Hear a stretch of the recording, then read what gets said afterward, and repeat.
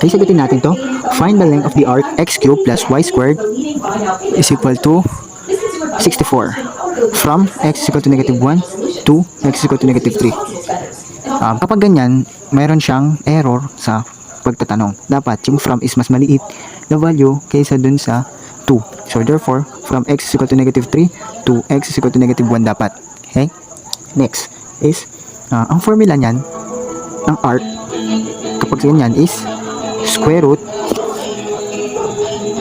ng 1 plus yung dy over dx ng equation squared with respect to x from a to b. Okay, gawin natin with respect to x para hindi na kumplikado. So therefore, hanapin muna natin yung y value niya. Okay? Magiging y squared is equal to 64 minus x cubed. Nakuha. And then after nyan, square root natin, y is equal to 64 minus x cubed. Okay? Or y is equal to 64 minus x cubed raised to 1/2. Paano yan? Makuha natin dy over dx. So, i-derivative natin to. So, dy over dx is equal to chain rule. 1/2 times 64 minus x cubed. 1/2 minus 1 times yung derivative ng sa labas. 3x squared negative 3x squared.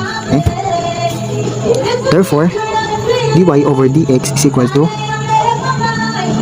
negative 3x squared all over 2 square root ng 64 minus x cubed.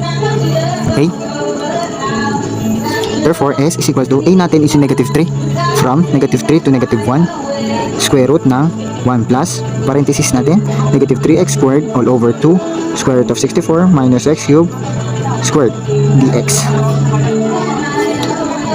Okay, integral ng square root 1 plus quantity squared, lagyan natin squared para hindi na natin makalimutan, negative 3x squared all over square root ay 2, square root ng 64 minus x cubed from negative 3 to negative 1, negative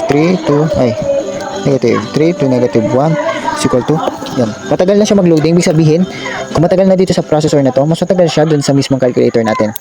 Kaya hintayin natin, ang sagot is 2.554.